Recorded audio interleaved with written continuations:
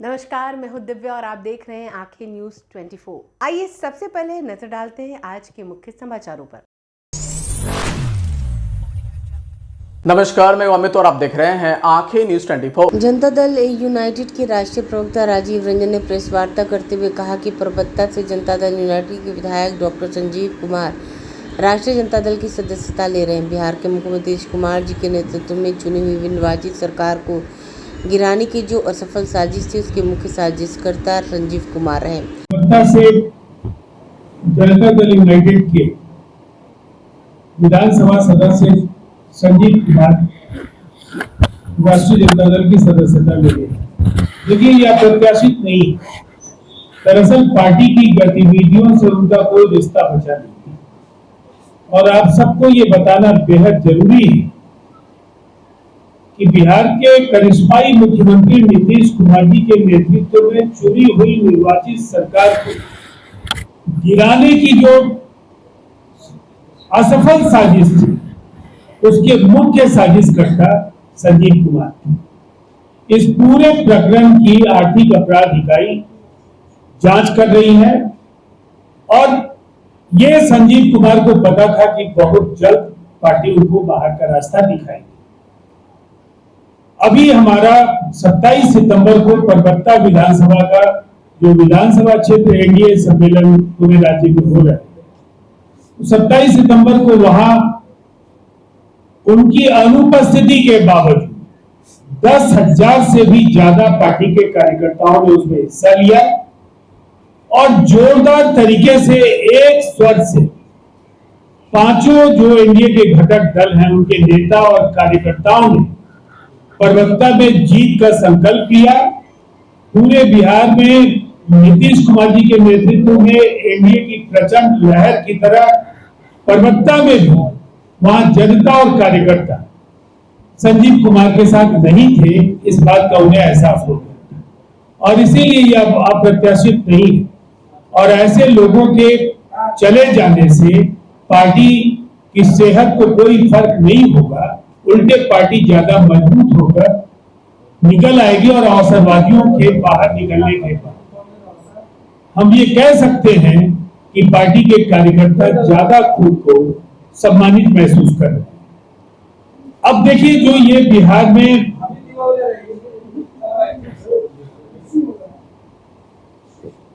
में 20 वर्षों की जो ये सरकार है, आज पूरे राज्य में प्रो इनकम्बेंसी विपक्ष की ओर से, तेजस्वी यादव की ओर से लगातार ये कहा जा रहा है, वो एक्स के हैंडल पर और सभाओं में वो कहते हैं कि 20 साल की सरकार है, एंटी इनकम्बेंसी है। हमारा करारा जवाब उन्हें सुनना चाहिए और तब उन्हें समझ में आएगा जब वो बिहार की जनता की भावनाओं को समझेंगे। दरअसल बिहार में प्रो इनकम्बेंसी की सरकार है। सरकार ने लगातार जितने बड़े फैसले लिए, चाहे वो 400 रुपए से 1100 रुपए की जो सामाजिक सुरक्षा का पेंशन हो, जिस तरह से 10,000 रुपए आज भी 25 लाख महिलाओं के अकाउंट में। नमस्कार, मैं अमित और आप देख रहे हैं आंखें न्यूज 24। उत्तर प्रदेश के उप मुख्यमंत्री केशव प्रसाद मौर्य ने ओवैसी के द्वारा आई लव मोदी कहने पर इस पर केशव प्रसाद मौर्य ने कहा कि इसका जवाब बिहार चुनाव में दिया जाएगा। बिहार में अभी तक एनडीए गठबंधन की जितनी बड़ी जीत हुई है, उससे बड़ी जीत 2025 के चुनाव में होगी। कांग्रेस नेता उदित राज के द्वारा आरएसएस को आतंकी संगठन कहे जाने पर उनके नेता राहुल गांधी सबसे मजबूत लोकतंत्र वाले देश पर विदेश में जाकर सवाल उठाते और इसी लोकतंत्र के बदौलत सांसद बनते हैं। मंडन हो रहा है जब उनके नेता श्री राहुल गांधी जी विदेश में जाकर के भारत के मजबूत लोकतंत्र, जो दुनिया का सबसे मजबूत लोकतंत्र है, उस पर सवाल उठाते हैं और उसी लोकतंत्र के बल पर लोकसभा में वह स्वयं भी जीत के जाते हैं, उनके पार्टी के बहुत सारे सांसद जीत के जाते हैं, उनकी 3-3 राज्यों में सरकार है, कई जगह गठबंधन में भी है। इसी लोकतंत्र की ताकत के बल पर जीते हैं। ये अनर्गल प्रलाप करना कांग्रेस का, राष्ट्रीय जनता दल का, समाजवादी पार्टी का, इनका सबका आचरण है और इस सब सवाल का जवाब जनता देती है। हम लोगों को केवल जनता के बीच में रहना है और जनता का आशीर्वाद लेना है। और लोकतंत्र मजबूत है। भारत के संविधान की जो शक्ति है उस शक्ति के आधार पर निरंतर भाजपा प्रगति के पथ पर है। भाजपा गठबंधन प्रगति के पथ पर है। देश में हमारी तीसरी बार सरकार चल रही है और आगे भी चलेगी। संभल में उद्धव ठाकरे ने प्रधानमंत्री को लेकर के कहा है, उद्धव ठाकरे ने प्रधानमंत्री जी को लेकर के कहा है कि बेशरम प्रधानमंत्री है। देखिए, हर गाली का जवाब लोग कमल का बटन दबा करके देते हैं और बिहार की जनता ने भी इतना अब तक वो महाराष्ट्र की जनता ने अभी सबसे बड़ी विजय, जब अभी महाराष्ट्र के जितने चुनाव हुए हैं उसमें सबसे बड़ी विजय भारतीय जनता पार्टी गठबंधन को वहाँ दिया है। गाली का जवाब गाली नहीं है, गाली का जवाब जनता देती है कमल खिलाकर। उत्तर प्रदेश में संभल में जो कार्रवाई हो रही है मस्जिद पर, वो वैसे कह रहे हैं कि मुसलमानों के धार्मिक स्थल को छीनने का प्रयास किया जा रहा है। अवैध जो कुछ भी होता है जांच कराई जाती है और जांच करके जो अवैध होता है उनको नोटिस दी जाती है। जो समझदार लोग हैं सरकार की कार्रवाई के पहले ही अपने आप वो कार्रवाई करते हैं और अगर कोई गैर कानूनी काम है तो गैर कानूनी काम करने वाले के खिलाफ कार्रवाई। नमस्कार, मैं अमित और आप देख रहे हैं आंखें न्यूज 24। मंत्री अशोक चौधरी ने कहा है, चुनाव आयोग जाकर प्रतिनिधि मंडल से मिलता ही है और कॉर्पोरेट भी करता और निराकरण करता है जो भी कमी रहती है। उन्होंने कहा कि क्या बचा हुआ है सरकार के ऊपर डिपेंड करता है। आज कैबिनेट की बैठक है। महिला को 10,000 की राशि दिए जाने पर कहा कि चुनाव के ठीक पहले नई योजना पहले की है। महिला सशक्तिकरण के लिए, स्वावलंबी बनाने के लिए बहुत से राज्यों ने योजना लाई। कोई 1500 तो कोई 2000 देते हैं, लेकिन नीतीश कुमार ने सस्टेनेबल डेवलपमेंट के लिए काम किया। महिला सशक्त हो इसके लिए 10,000 रुपये दिया गया। ठीक पहले देखिए, चुनाव के ठीक पहले नहीं, ये पहली योजना है जो महिला सशक्तिकरण के लिए और स्वावलंबी बनाने की योजना है। बहुत से राज्यों ने योजना लाया, हर महीने कोई 1,500, कोई 2,000, कोई 2,500 लाया, लेकिन नीतीश कुमार जी ने सस्टेनेबल डेवलपमेंट के लिए बिहार की जो महिलाएं हैं उनका आर्थिक विकास लगातार हो और वो अपनी ताकत को, अपनी आर्थिक शक्ति को कैसे बढ़ाए, उसके लिए ये 10,000 रुपये दिए गए हैं कि वो अपनी योजना को शुरुआत करें। और आने वाले समय में उसमें से जो भी महिलाएं कोई योजना को आगे लेके चलना चाहती हैं उनके लिए 2 लाख तक का हम लोग उनको सहायता देने का काम करेंगे। तो मैं समझता हूं कि पूरे देश में ये एक पहली योजना है जिससे कि हम महिला के आर्थिक संपन्नता के लिए सरकार काम कर रही है। विपक्ष कह रहा है कि पैसे दिया जा रहा है वो वापस समय दिया है। कह रहा है कि जो पैसे दिए गए हैं वो अगर मतलब चुनाव के बाद ऐसा हो रहा है कि वापस ले लिया जाएगा, ये सब बातें कह रहा है विपक्ष। जो पैसा महिलाओं को दे रहे हैं वो वापस 20 साल की नीति हमारे माननीय नेता का ऐसा कोई इतिहास नहीं रहा है, इसीलिए ये सब भ्रम पैदा करने का है।